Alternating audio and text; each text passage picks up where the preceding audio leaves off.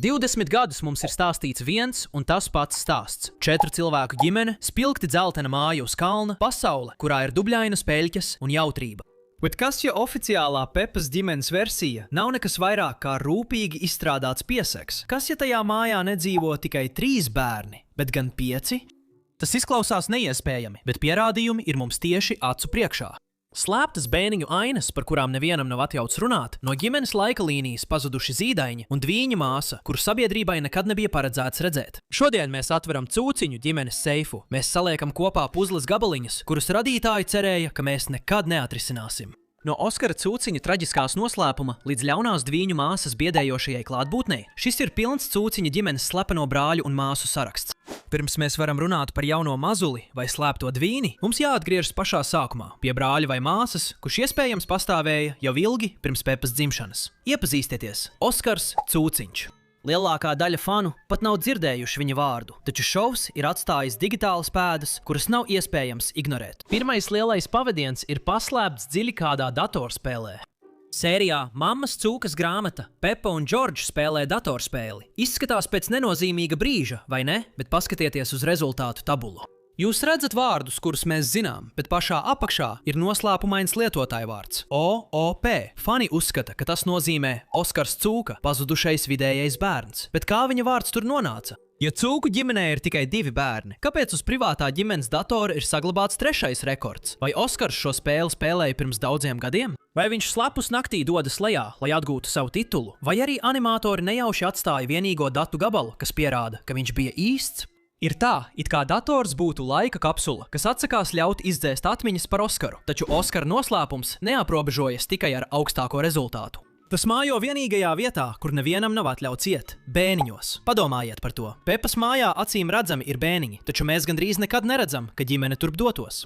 Sērijā elektrības pārrāvums. Mājā izdziest gaismas, iegrimstot tumsā. Parasts tētis dotos pie drošinātāja kastes, kas parasti atrodas garāžā vai bēniņos, bet tētis Cūciņš, viņš paliek uz vietas. Ģimene izturas tā, it kā augstāvs nemaz neeksistētu. Tas gandrīz vai izskatās, ka viņi baidās no tā, ko viņi varētu atrast, slēpjamies spārēs. Vai elektrības pārrāvums bija tehniska kļūme? Vai arī tas bija Oskars, aizmirstais brālis, kurš no savas slepenās slēptuves ķimerējās gar vadiem? Pēdējais nagla Oskara teorijas zārkā ir notikumu laika līnija.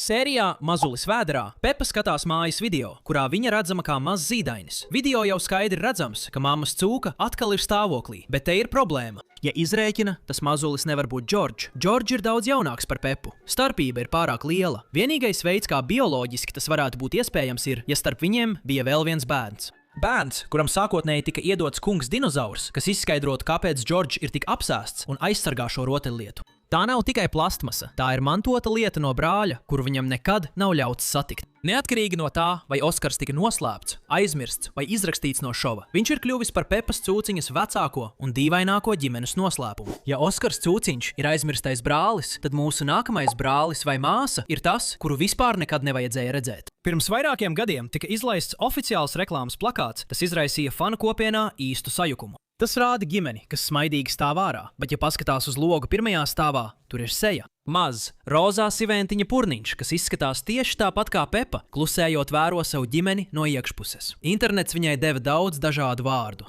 Popija cūka, Olīvija cūka vai vienkārši ļaunā dvīne, bet lai kā jūs viņu sauktu, viņa ir kļūme cūku ģimenes perfektajā tēlā. Gadu gaitā fani brīnījās, kur viņa pazuda, un tad parādījās sērija Lielā būvniecība. Šajā sērijā vecā māja tiek nojaukta, un tās vietā uzceļ jaunu, milzīgu māju. Bet ievērojiet vienu lietu – viņi nemainīja atrašanās vietu. Viņi uzcēla jauno māju tieši uz vecajiem pamatiem. Ja kāds dzīvoja vecās mājas sienās vai pagrabā, viņa nebūtu pārvietojuši. Viņš būtu ticis aizmūrēts iekšā. Tas mūs noved pie 2-stāvu gultas noslēpuma. Jaunajā mājā Pepa iegūs pavisam jaunu istabu, bet kāda iemesla dēļ viņa paturēja vecās 2-stāvu gultas. Džordžam tagad ir sava istaba, tad kāpēc Pepai vajag 2 gultas? Paskaties uzmanīgāk uz apakšējo gultu. Tā ir pilnībā pārklāta ar biezu, smagu aizkaru. Kāpēc aizkars? Bērnu raidījumā kaut ko slēpj tikai tad, ja aiz tā ir kāds noslēpums. Fani uzskata, ka apakšējā gulta nav domāta viesiem, tā ir dvīnim paredzētā vieta. Vai esi pamanījis, kā tādās sērijās kā Džordžs Saaugstējas, Pepa sākumā ir mīļa, gādīga māsa, bet tad pēkšņi kļūst augsta, ļaunatminīga un sūdzas par viņa klepu? Kas, ja tā nav viena cūciņa ar garstāvokļa maiņām? Kas, ja Dvīnis samainās vietām ar Pepu, kad neviens neskatās? Tas pārvērš Pepas uzvedību no rakstura trūkuma par milzīgu pārdabisku sazvērestību. Un tad viss mainījās. Parādījās mazā Ēvija. Atšķirībā no Oskara vai Dvīņa, Ēvijai nebija jāslēpjas. Viņi ieradās ar karalisku paziņojumu, pasaules mēroga kino speciālu izlaidumu un vairāk precēm nekā pārējai ģimenei kopā. Taču viņas ierašanās nav tikai priecīgs notikums. Tas ir galīgais apvainojums slēptajiem brāļiem un māsām. Padomājiet par jauno ievadu. 20 gadus Pepa teica vienu un to pašu. Šis ir mans mazais brālis, Džordžs. Šis ir mans mazais brālis, Džordžs. Bet tagad ievads ir pārrakstīts. Šī ir mana mazā māsa Īvija. Šī ir mana mazā māsiņa Īvija. Ja tu esi Dvīnis, kas slēpjas aiz aizkara, vai Oskars, kas skatās no bēniņiem, kā tas liek justies? Īvija saņem dzīvi, kas viņiem tika liekta. Viņa dabū bērnistabu, viņa dabū līgumus par filmām, viņas vārds ir titros. Īvija ir aizvietotāja māsa. Ar viņa šovs beidzot var ieviest trešo bērnu, neizskaidrojot, kur palika pārējie divi. Pat Džordžs izjūt spiedienu. Viņš jau 20 gadus ir bijis ģimenes mazulis. Pēkšņi viņš ir vidējais bērns.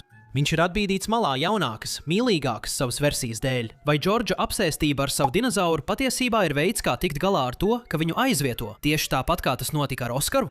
Ja cūku ģimenei tiešām ir 5 bērni, tad Pepa un Džordžs pēkšņi vairs nav visuma centrs. Pepa jau 20 gadus ir šī zīmola seja, dubļaino peļķu plakātu meitene.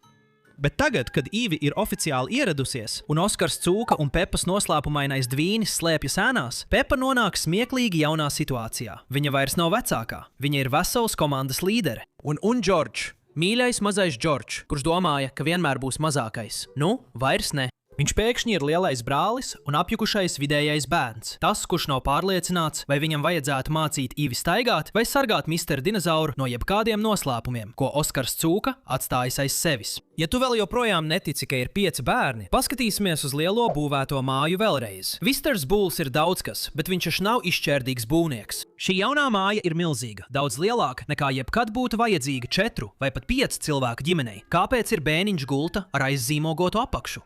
Kāpēc bēniņi tagad ir pilna izmēra istaba, kurā mums joprojām nav atļauts ieskatīties? Un kāpēc ir pilnīgi jauns kabinets ar pilnīgi jaunu datoru tieši laikā, kad OP lietotājvārds atgriežas? Māja netika būvēta Pepai, Džordžam un Īvijai. Tā tika būvēta komandai. Tā tika būvēta ar pietiekami daudz skapīšu, stūru un slēptu vietu, lai tajā varētu dzīvot ģimene, kuru pasaule vēl nav gatava redzēt. Tā ir savrupmāja oficiāli atzītajiem un cietoksnis aizmirstajiem. Tātad, aplūkojot visus pavadienus, kas slēpjas Pepas mājā, sāk izskatīties, ka cūku ģimenes slepenībā varētu būt lielāka, nekā mēs jebkad domājām. 5 bērni, 1 māja, 20 gadus vecs noslēpums, kas beidzot sāk atklāties. Pierādījumi ir rezultātu tabulās, atspulgos un 2 stāvu gultas aizkaros. Bet īstais jautājums ir, kāpēc šovs viņus slēpj? Vai cūku vecāki sargā savus bērnus no kaut kā? Vai arī viņi sargā pasauli no 5 brāļu un māsu noslēpuma? Ko tu domā? Vai Oskars Pigs joprojām ir kaut kur tur ārā?